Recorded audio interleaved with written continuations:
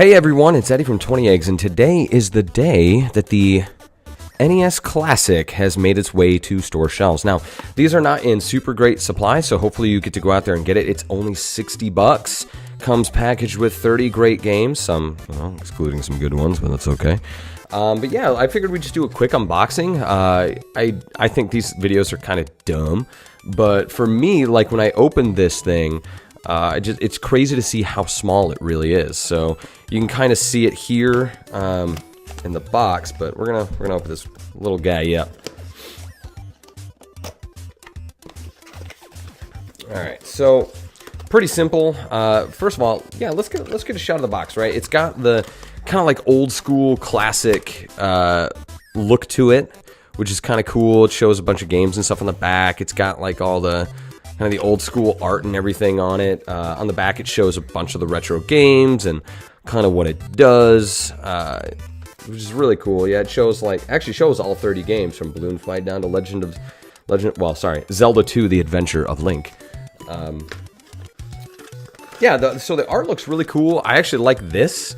This little like classics thing right here maybe implies that we will get a Super Nintendo one and stuff like that as well. It'd be really cool to see a 64 one as well. So yeah, let's pull this little guy out.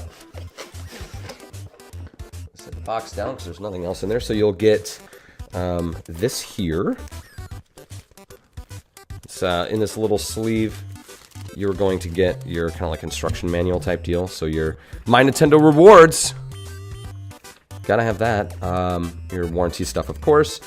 This seems like it could be really cool. Hang on. This is neato. Alright, I gotta back up for this one. Look at that. That is pretty sweet. I didn't know that was in there. Now I'm playing with power. Holy cow, that is cool. I like that a lot.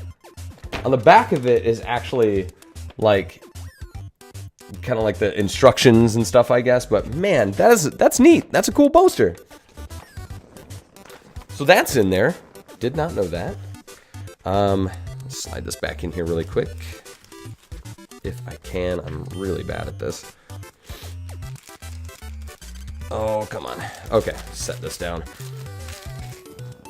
Alright, so it's packaged really tight and really nice in here. This is the entire thing right here. So we're gonna pick this up. Slide this little guy out. Look how small this is. I'm gonna go grab my actual NES. First of all, this does not take cartridges. I know I'm only saying this because a lot of people don't know this, but this thing is tiny. I don't know if this is gonna pick up on the mic, but I'm gonna try this. Like, listen to this click. That sounds just like it should. Now the reset button is just kind of a button. It's made for your home menu and stuff like that, which hopefully I'll have some way to capture some video for that. Let me go grab my NES, and well, okay, look, we already know the cord for this thing, super short, only 2.5 feet there, but the controller is like standard sized. It feels good. It feels a little more stiff, but probably because it's so new and I'm using NES controllers from the 80s. But like just as a comparison there, this thing is like the controller and stuff, like that's ridiculous. But hang on. I got it over here.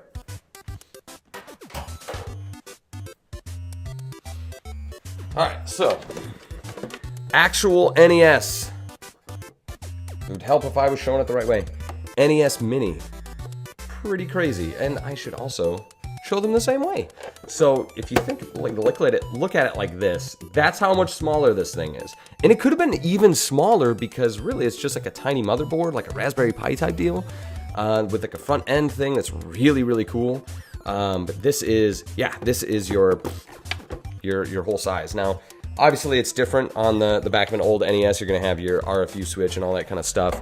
On the back of an NES Mini, it is HDMI, of course, and then USB for power, which is pretty crazy. The only thing I don't like, I mean, I get it, but I don't necessarily, I'm not like mad about it or anything, is the front this is the adapter for Wii controllers, right? So nunchucks, classic controller, stuff like that, and that's how this one plugs in.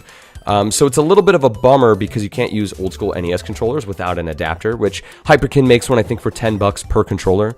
And there's also extender cables for stuff like this as well. So it's weird. So the reset button, when you're playing a game, you hit the reset button, go to the main menu, and do your save states and stuff.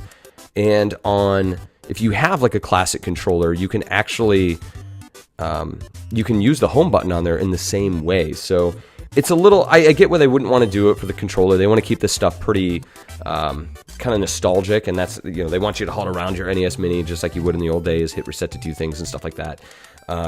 But it's a little bit of a bummer that maybe they wouldn't have been a little more forward thinking with like just using USB, like using a Wii U Pro controller, having maybe some wireless capability. But I get it at the same time. It's not a huge deal for me. It's not a deal breaker or anything like that.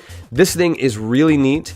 I'm hoping to get video of the thing in action. I mean, obviously we know what NES games look like and stuff, but I think the menu, the way that the demo mode looks, and the way that the save state stuff works is really cool. So thanks for checking this out, and we'll see you guys on the next level. So hey, I forgot that I didn't pull the cords out. They're actually underneath the system in a tight little spot too. Obviously HDMI, but I just wanted to point out that you do have USB, and this is just, USB to micro USB, like your Android phone and stuff like that. However, it also comes with this square adapter, so you could plug it into a wall or plug it into any like USB in your like TV and power it that way as well. So, cords.